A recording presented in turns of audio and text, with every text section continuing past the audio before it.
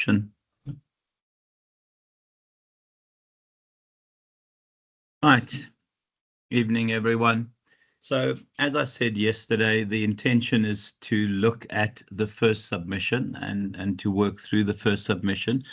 You'll see that the way the slides work, it is set up so that they align perfectly with the different sections that are required in terms of the submission. So the slides give you the nice theoretical component you'll require. You'll also see that I don't reference the slides. It allows you to go find a reference for what I give you in terms of the slides. Otherwise, everyone ends up using the same reference and it becomes suspicious and it becomes a headache in terms of the final marks. So I want to start with this. My recommendation is that you cut this out. You take the slide and you stick it along with your research problem and your title above wherever you work. Now, the reason I put this in is you'll hear me use this term multiple times over the next, sorry, not just me, you'll hear your other lecturers use this term multiple times over the next couple of months. And the term is the golden thread. Now, when we talk about the golden thread, and I know that some of you have heard this term before and are familiar with this term, we talk about the fact that everything has to make sense in terms of everything else. So the title has to connect to the research problem, to your research questions, to your instrument in terms of whether you're using interviews or whether you are using questionnaires, right through to the analysis. What is nice about this one is that obviously we've not included here the fact that this is interpretivism in terms of the paradigm above the qualitative research, and this is positivism. It gives you a sense of what the golden thread is. So in terms of qualitative research, now we know that it's interpretivist, we know that it's based around opinions, it's based around people's concerns, it's based around people's fears, it's based around lived experiences. So it really is from the perspective of the person that you're interviewing. That person is called a research participant. On the other hand, when we look at quantitative research, we do questionnaires generally, and we would have a respondent to the questionnaires complete them. And those are the kinds of things that indicate you understand the sense of the golden thread. Here we have subjectivity in terms of the interpretation of results. Here we have objectivity. Everything has to be reduced to numbers and stats, and it's separate from the researcher. All of these things are important. So when we look at qualitative research, small, randomly, not randomly selected. So you'll see that generally we use non-probability sampling and we use purposive and snowball sampling. So don't worry about these terms yet. You'll get used to them. What is important here is that because you want to speak to people who specifically have experienced, who have knowledge, who potentially could be resource-rich candidates and participants, you would then specifically select those individuals to be interviewed. In terms of qualitative research, you will interview at least 3 people. Now, remember, this is an abridged research report, so you don't have to go to data saturation, which is often required at a slightly higher level. And I'm pretty sure, knowing some of my students here, that a lot of you will join me in masters next year, because I think you're aware that we are introducing a masters as well next year. So in terms of quantitative research, here, randomly selected, a large number. Again, because it's not a fully fledged research report, what will happen is you need to have at least 10 people. Please just, can somebody admit as people come in, guys? It's a bit difficult to do both things. You need to have at least 10 people complete your questionnaires. In terms of the variables, here we look at variables. So we'll look at an independent and dependent variable, the amount of alcohol I consume, the dependent variable, my ability to drive, or how good looking I become. The next one here, no variables, so we ask research questions. So here we'll often talk about correlation. Types of data collected. Yeah, and I can't say data because my 18-year-old son says I sound like an Afrikaner when I say data. So the data collected will be words, images, objects. So you'll look at people's lived experiences. You look at pictures where they've maybe had an experience in terms of something. Here, it's numbers and stats. We reduce everything to numbers and stats. So imagine witnessing an accident scene along with a group of other people. So the accident scene, when the police interview the people who observed the accident, every person there will have their own opinion, will have their own lived experience about that particular.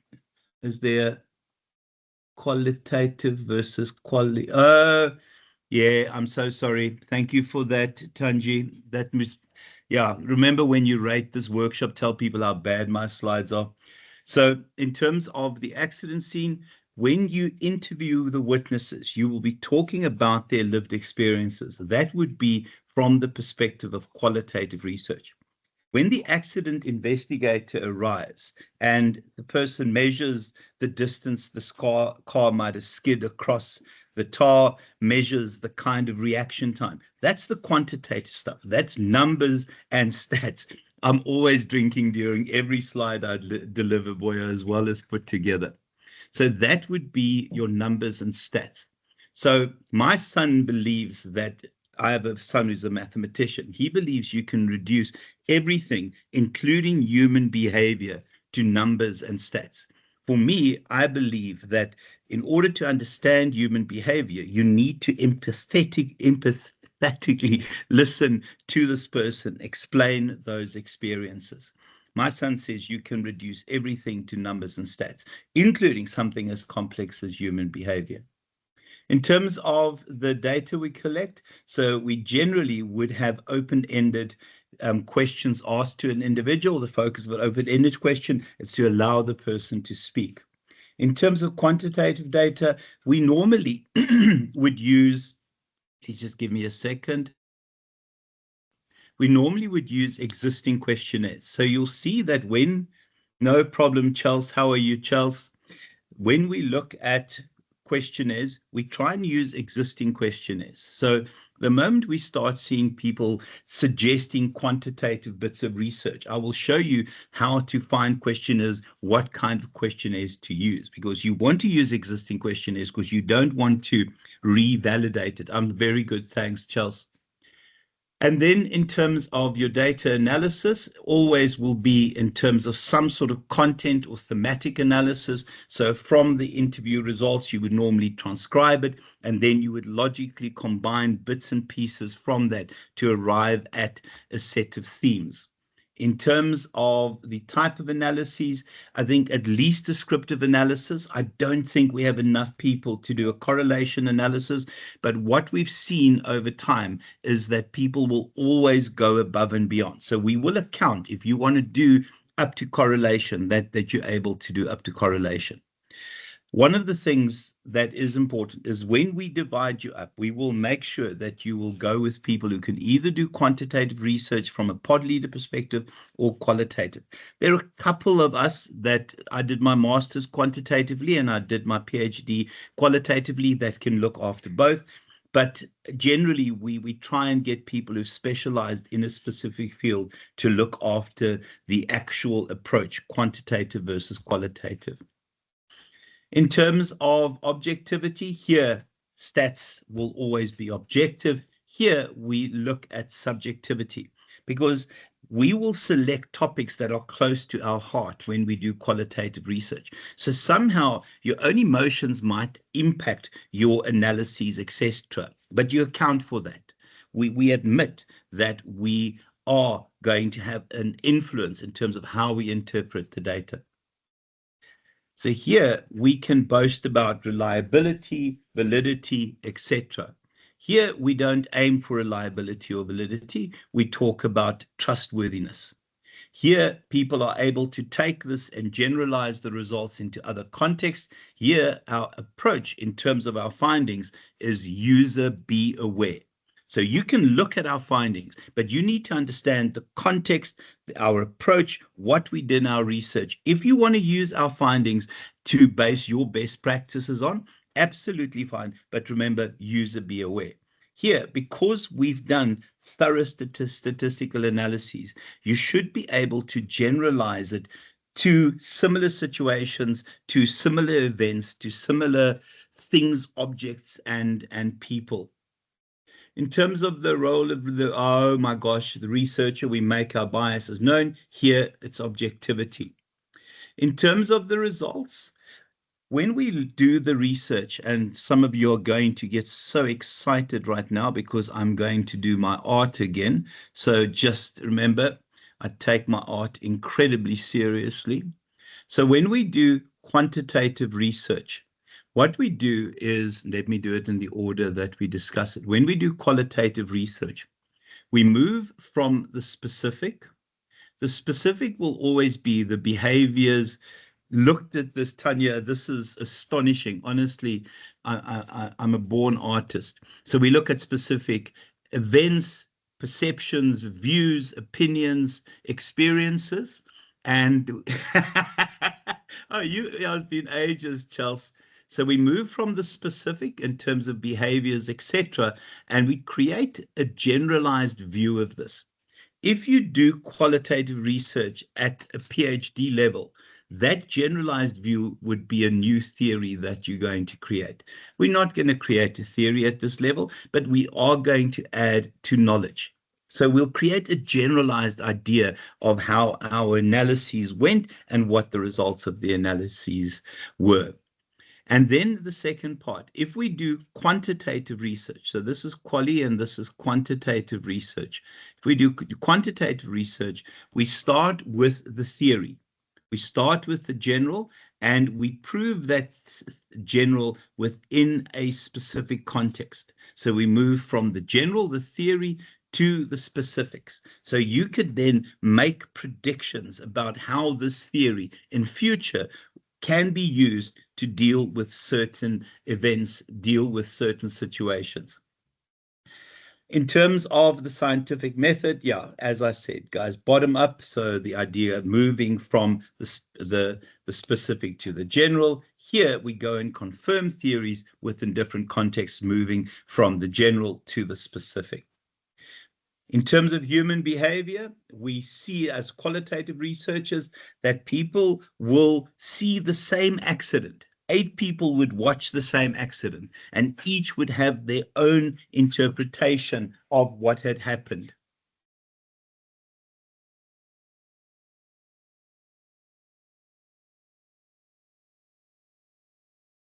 Okay, and then in terms of the top down, here we take a theory and we prove it within a particular context. Oh, sorry, guys, my dogs are making a noise here. In terms of the view of human behavior, it is predictable. So often when you go for a battery of tests to be appointed into an organization, they'll do aptitude tests, they'll do IQ tests, they'll do integrity tests. The reason people do those tests is to try and predict how you would behave within the context of an organization. And then just here, generally, we are going to do exploratory research. So we keep it simple. So if you're going to have a title that relates to qualitative research, start with exploring and take it from there. If you are going to do quantitative research, we're not going to get to predictive research, but you can start with either describing or explaining. Those are important terms. So it starts your thinking in terms of your title immediately. And then here, yeah, we look at every aspect of the phenomenon, everything in terms of the accident, every view, perception, opinion. Here, this person will look at the skid marks, will look at the reaction time, will look at the damage caused, will look at the potential speed that the person traveled at, very, very narrow. And then obviously here we look at people in terms of their natural environment. So we interview people where they are comfortable. Here we obviously control conditions. We have a questionnaire that you sit on your own and you would complete. This is important because in terms of just a silly thing like participants versus respondents, the moment you confuse those two, immediately we start getting concerned about the golden thread. Golden thread, important to remember. Who has come across the term golden thread previously?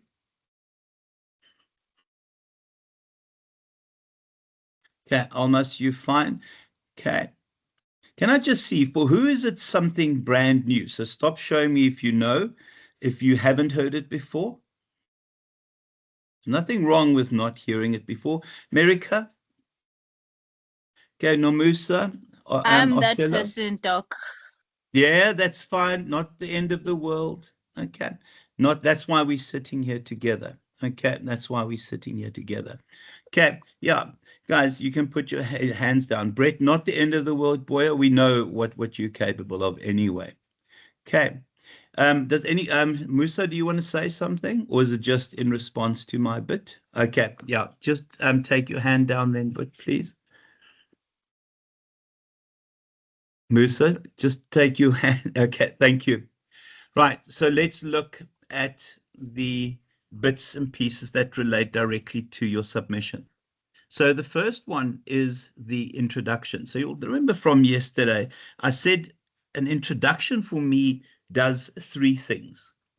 It grabs the attention of the reader, because when I did my last bit of study, I read this wonderful article that said in order to be published, on average, introductions are rewritten on 10 different occasions. Sorry, guys, please hold on.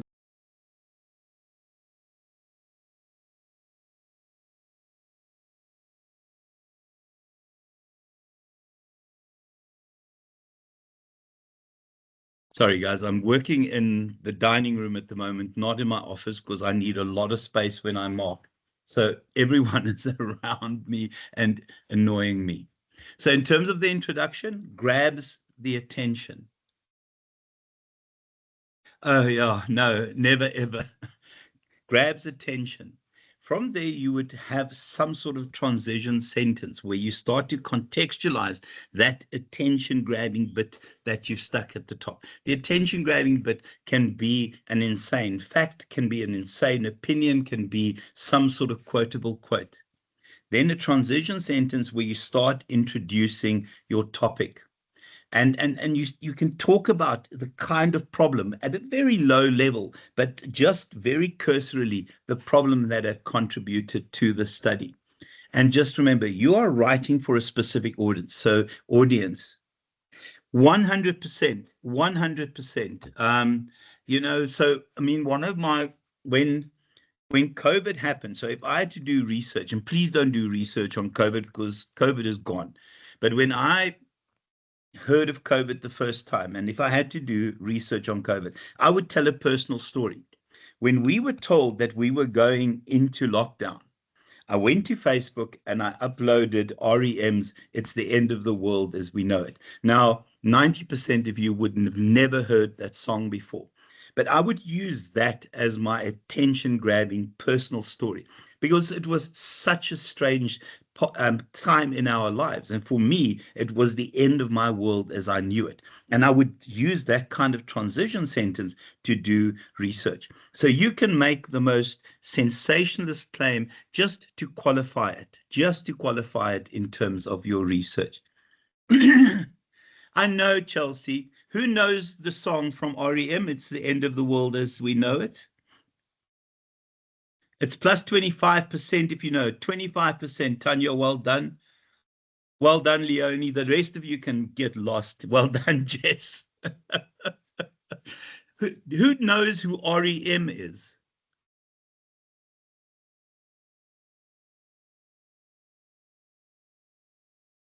Oh my heavens. You know, when you sit in a class and you think so many of these people are going to fail. Don't worry, guys. I am definitely 3 times most of your age. Not in terms of age, not in terms of maturity, obviously. Right. So then your background. In terms of the background, give us an idea what brought us here. Give us an idea of why you selected. In terms of the background, give us stats, numbers, give us details and facts that we could use as the reason for why we are looking at this particular topic. I think it's in terms of the background, it's this here. It's to start telling your reader that these are the kinds of issues that we've encountered, and we now need to deal with this in this form of research. Chelsea, if you're doing qualitative research, 100%, you can, but it can't just be a personal experience. You have to back it up with stats, numbers, and facts. Okay. So if I had to go and do research on COVID, I would talk about when the date that of lockdown was announced. I would talk about the changes, and there are lots of stats and details and things that would be worth discussing then. Right. Then your theoretical framework and your literature review. The theoretical framework, you have to at least have one theory in your theoretical framework. Important in terms of selecting this particular theory is that it has to be a theory or it has to be a model. So please just remember to verify that it is in fact a scientifically proven model, that it is a theory that has been verified. And again, that's why we keep talking about peer-reviewed articles. What this theory does, it gives us a framework in terms of what happens from a research perspective. The way that I believe this is written now, and I don't want to talk on behalf, although there will be calibration meetings with the other lecturers. For me, there are three components that you would write, and it's worth writing this down. It's worth noting this. You would discuss the theory in its original format. So you would go to when the theory was initially suggested, when it was initially postulated. Discuss the theory in its original format. And the reason I say this is that a lot of people, when they do research and they start writing up their theoretical framework, they write the theoretical framework as if it was written for their bit of research somewhere in 2025. So you start by discussing the original theory in its original format with the original people who created, postulated, suggested the theory. Once you've explained the theory in its original format, the second part is where you look at updated views on the theory. Now, in terms of this, if you're going to use Darwin's theory, and Darwin's theory works very well when you look at businesses that need to transition in order to remain relevant within the context of the world, Darwin's theory works really well. You would go and write the original theory as it was suggested by Charles Darwin. If you use systems theory, you find the original dates, you try and find the original writings. Once you've done that, you would then give all the some of the updated views on the theory to show how this theory has changed, to show the evolution in the theory. The third part is where you tell us why this theory is relevant. These three bits are essential. First bit, theory in its original format. Second bit, where we look at updated views on the theory. And the third bit, why it's relevant, why this theory has been used to actually give you a framework for your research. Please write those three elements down, guys. This is important. And again, we've done this so many times, and I've seen what happens when people don't use that format. Oh, thanks, Tanji. Thank you so much. Okay, updated views, wonderful. Okay, so those are the three components. Just to remind again, make sure that it is a theory. Make also sure that it is a model that has been verified, that has been scientifically proven.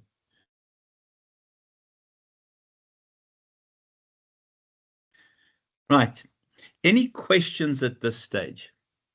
Now, obviously, we are going to attempt tomorrow night to get topics for as many people as possible and also suggest theories. So what I'm hoping to achieve tomorrow night is, and I'm not going to record anything, we're going to spend time together working on your topics, on your theoretical frameworks, so that we can get ahead of the game slightly. Charles, there will always be a previous theory. If you don't have a theoretical framework, you shouldn't be doing research. So the theory doesn't have to apply to your specific position. I mean, let's, for example, again, take my suggestion of Darwin's theory from earlier. Darwin's theory is often used within the context of organizational change. Now, the two are unrelated. Darwin's theory talks about being fit for purpose and the survival of the fittest and all of that kind of thing. But we can use it to frame when we talk about the needed changes in an organization. So there will always be a theory, Chelsea. There will be a theory, guaranteed. Okay. Right. Any other questions at this stage? 100%. 100%. I'm not a big fan of those entry-level theories, Michaela. So if you are going to use Maslow, at least give us two theories, because we're trying to stay away from the entry-level Maslow's and Hertzberg's and those. If you're going to use those, please, just in terms of the quality of the document, give us another theory.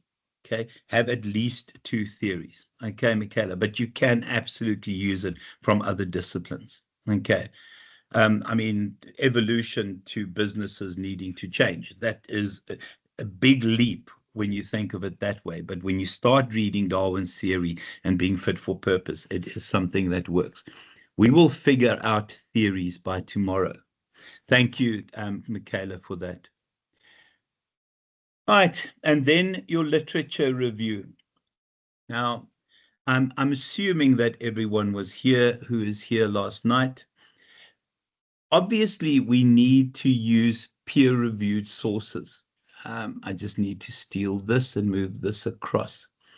But honestly, you can just by doing this get an idea of what literature is out there. And you can then go to EBSCOhost and Emerald and those kinds of things and go to textbooks.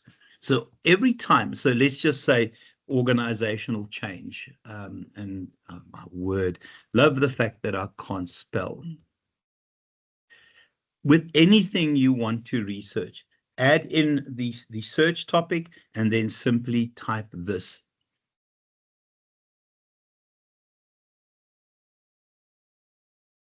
Scholarly articles. I'm not a big fan of Google Scholar, but to me, I get great renders when I do this kind of search. You use those two words in your back pocket all the time. Alternatively, you can do this. And remember, we want ChatGPT used ethically. And remember, there will also be library bits being done to help you with this.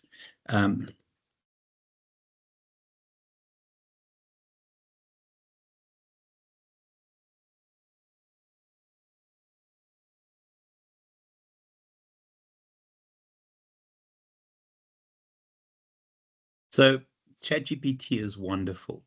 And I mean, I hadn't even thought about Lewin's, but you can see. I will share it. I don't know if my subjects are available on ARC, but I'll put it on the WhatsApp group. Okay, Almas, please make sure that you're on my WhatsApp group, guys. I will also share it with the other lecturers. But you can see here, already we've got a set of suggested theories. Charles, what did you think your topic would be? Hi, sir. So I was thinking, I work in performance management and HR, but within local government. And Okay. I definitely want my topic to be something around that area. And I wanted to possibly pull in one of the regulations because there was a new regulation that came out within the last 4 years, which essentially says all permanent employees within local government must have a performance agreement.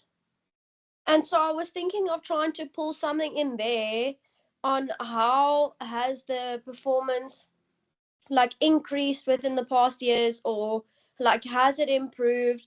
But the only problem with that is a lot of the municipalities are still actually trying to implement the regulation. But then I could say, would that have helped those municipalities who already implemented it? Okay, Does that make so sense? yeah, absolutely. So there's definitely a bit of change management in that, and we'll turn that into a title. But just to show you that there are always theories, have a glance at this. And I am, okay, yeah, sorry, I know all of these actually, which is a surprise because normally I know nothing. There's this wonderful performance management theory as well. So, I mean, please use ChatGPT, guys, whenever you get stuck.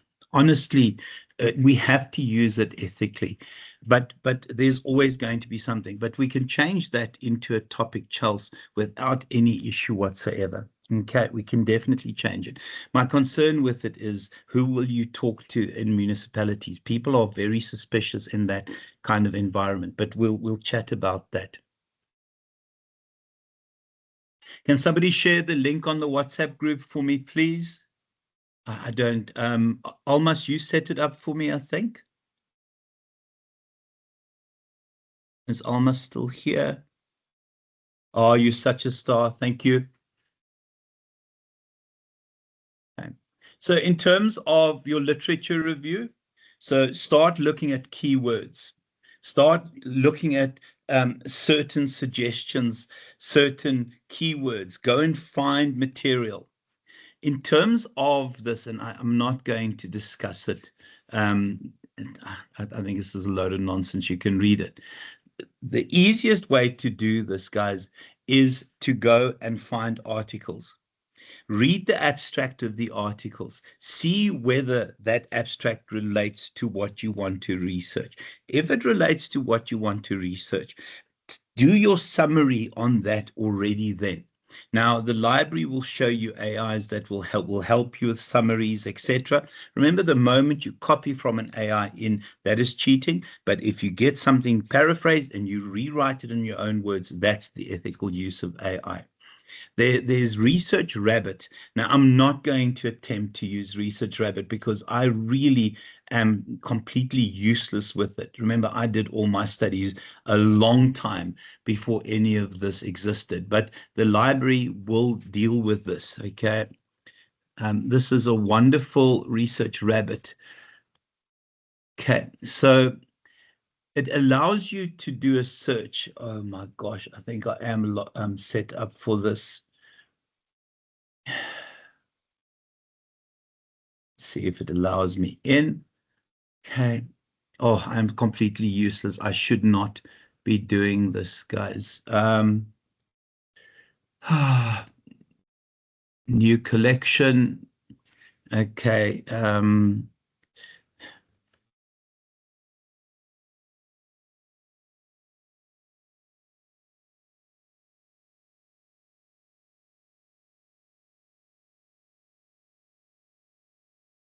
Then you go add papers. Okay. And go performance agreements in local government. And you go search. And what it does,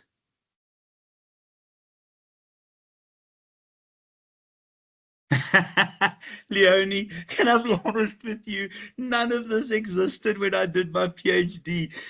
What saved what saved me was I had a wonderful friend as a librarian at Varsity College, Maritzburg. I didn't go into a library once, and I had the most amazing resources ever. So you must know this is, oh my goodness me.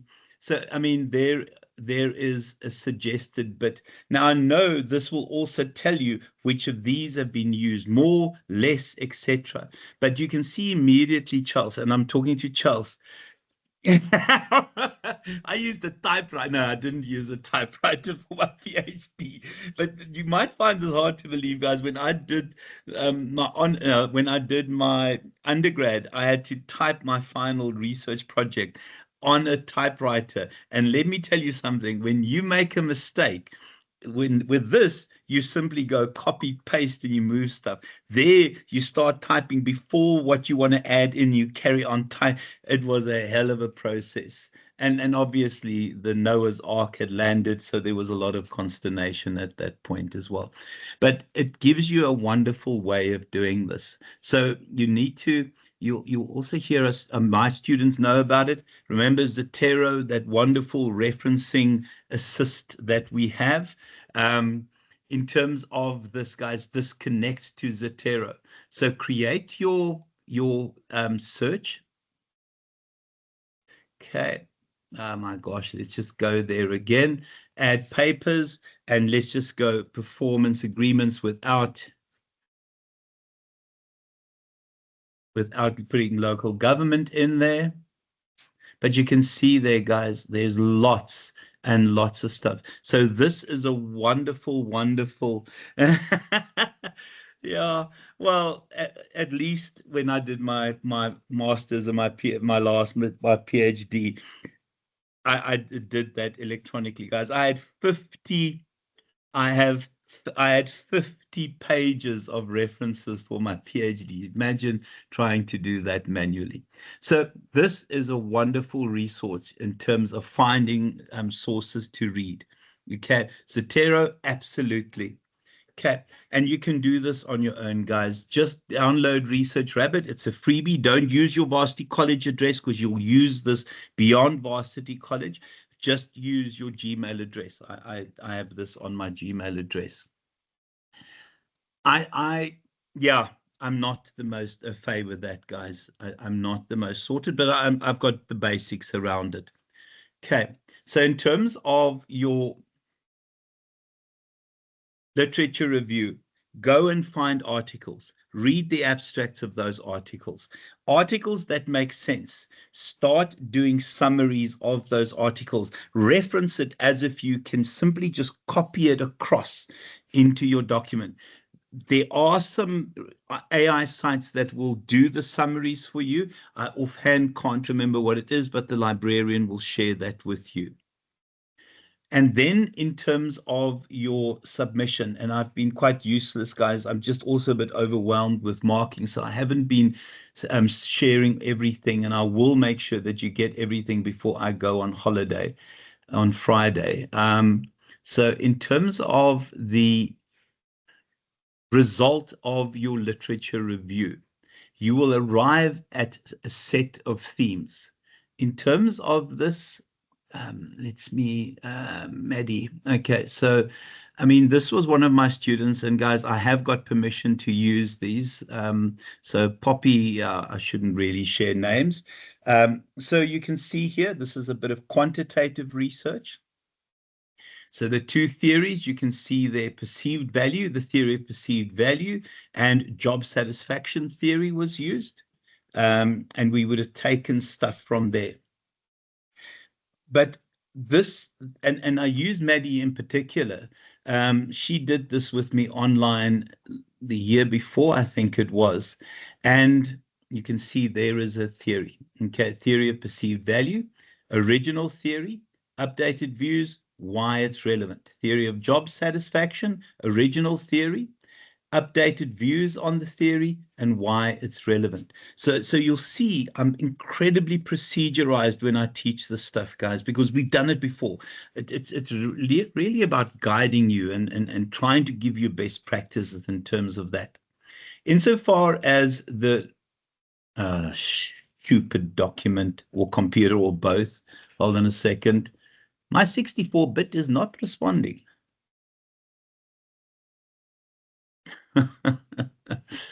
Oh my gosh.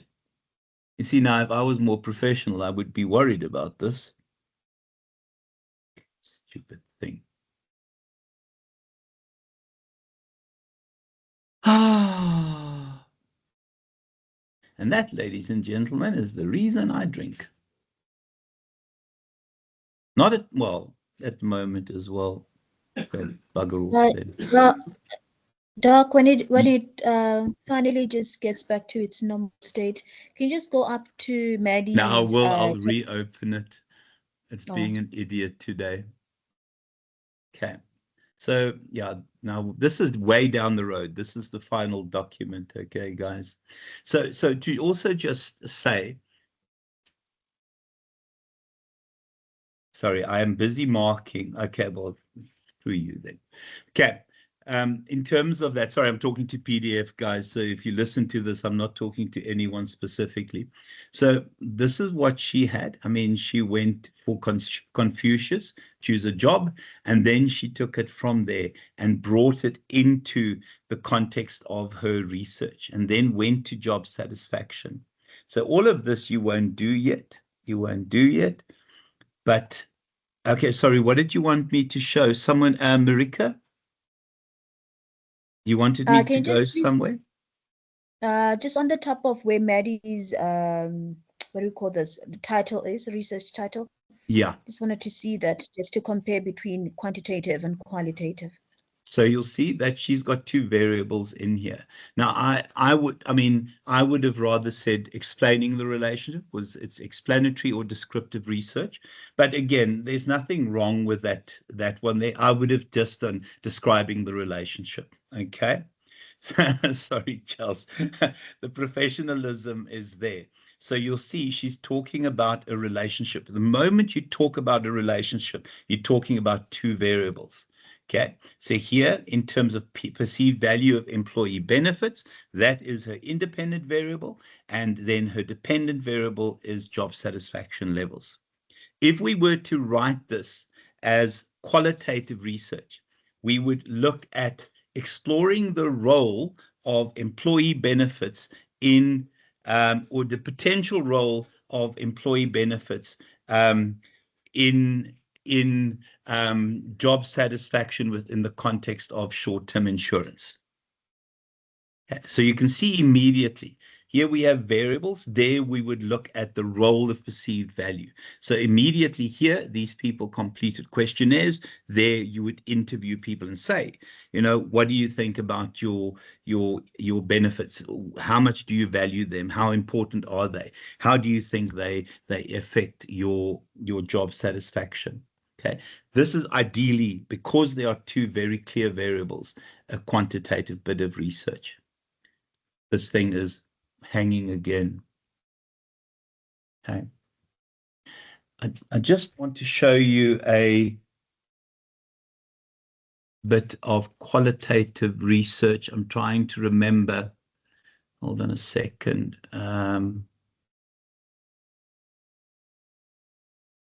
Okay, so this was qualitative research.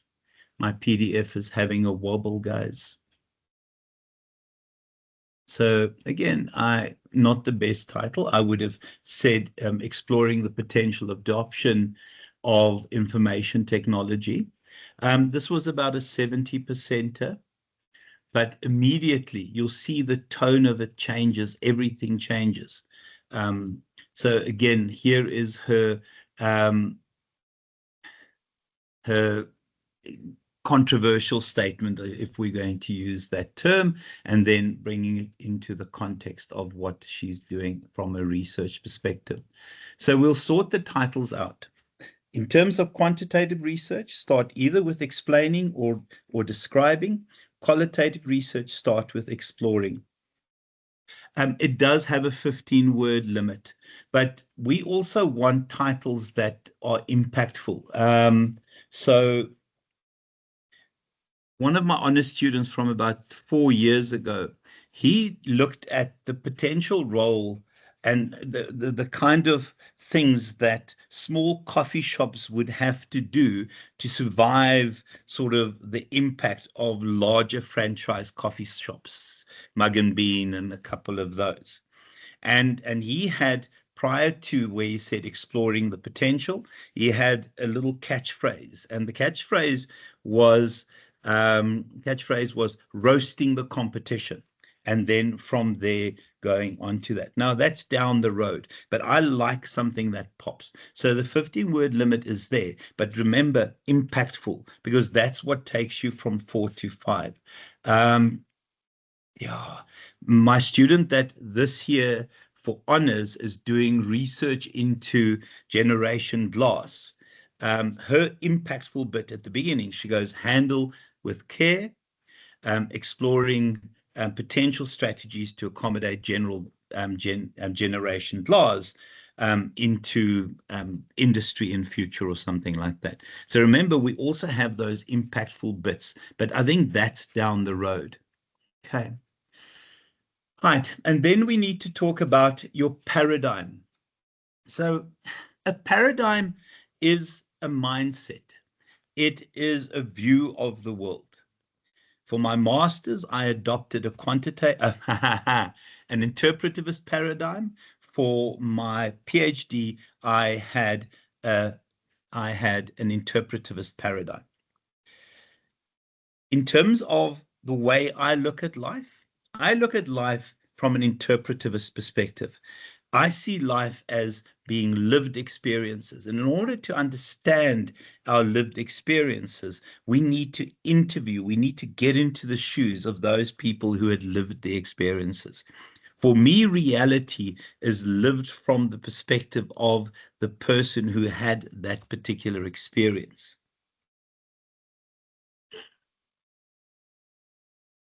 In terms of my oldest son, who works in artificial intelligence, who has a number of qualifications in math, for him, everything is objective.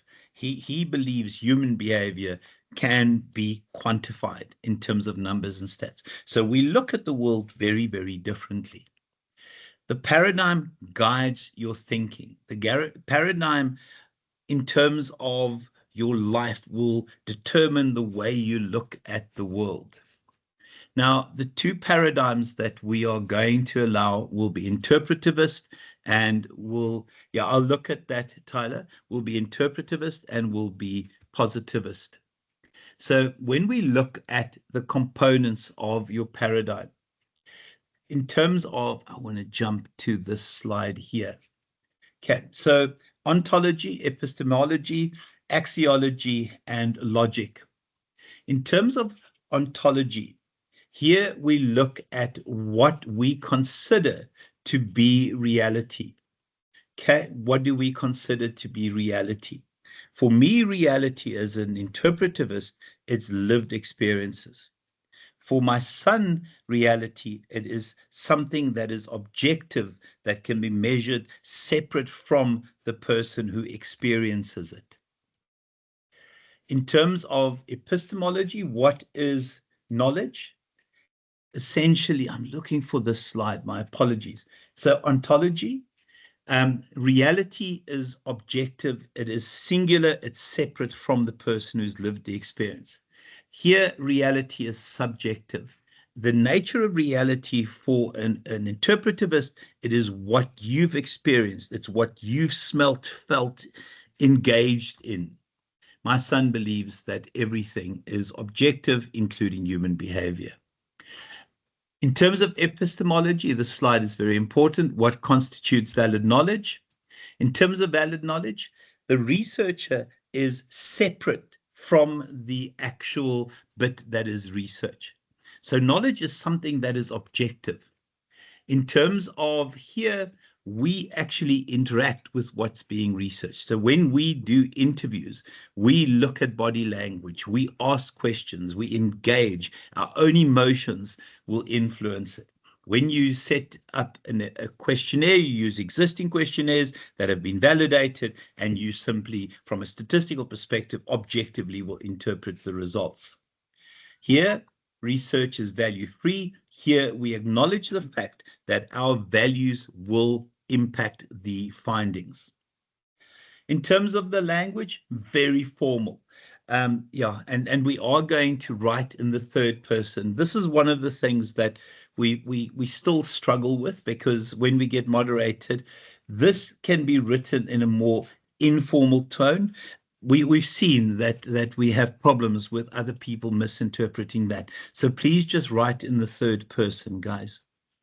And then methodology here, always going to be quantitative, here qualitative. So your paradigm is the thing that guides your thought processes. It guides the entire bit of research in terms of how you approach it. This is also a fairly important slide. So in terms of positivism, what is truth? Something that is reduced to numbers and stats and verifiable and repeated through other processes related to stats.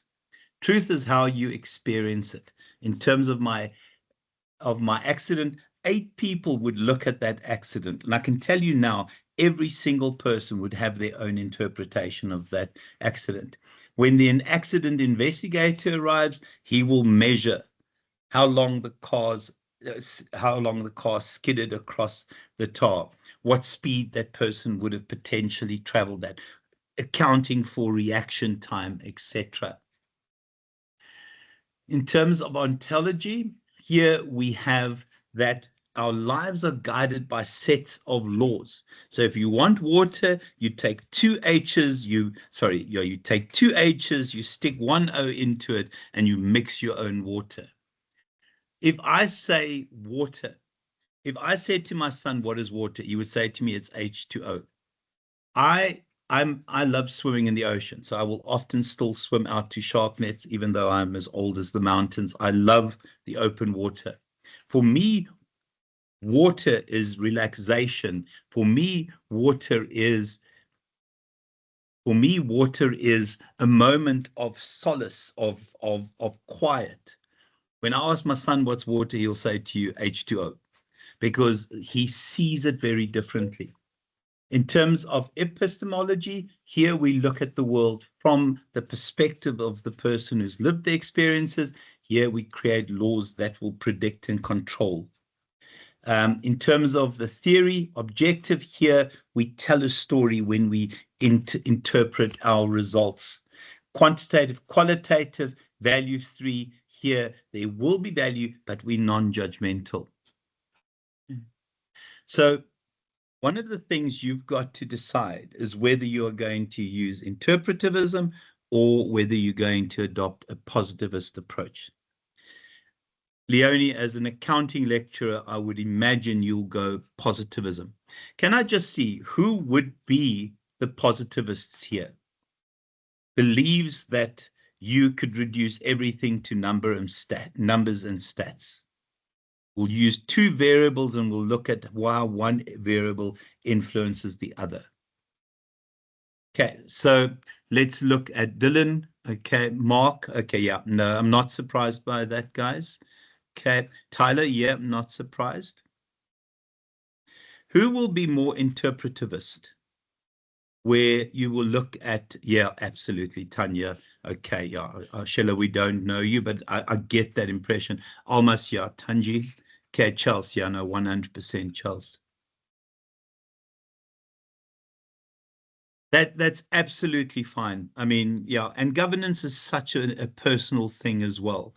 Absolutely. You know, I'm just assuming accounting, but you have a personality, so you might not be a good accountant. I'm so sorry, Leonie. Yeah, just report me. Just report me. Okay. So when you discuss this, guys, just remember to look at these bits and pieces in terms of your selected paradigm. And then just other bits in the rubric. Just make sure that we use seminal sources. Let's also use updated sources. So generally, you'll be told to use sources that are not more than 6 years old, but there are some seminal writers, some important writers that have been around for a long time. I looked in terms of what came up earlier. Kotter. Kotter's theories are ages ago, but he is a seminal writer. He is considered an expert knowledge, and a knowledgeable person in terms of change management. And then your writing style. Simple language, guys. Please don't impress us with your language. Okay. Are there any questions at this point in time, guys?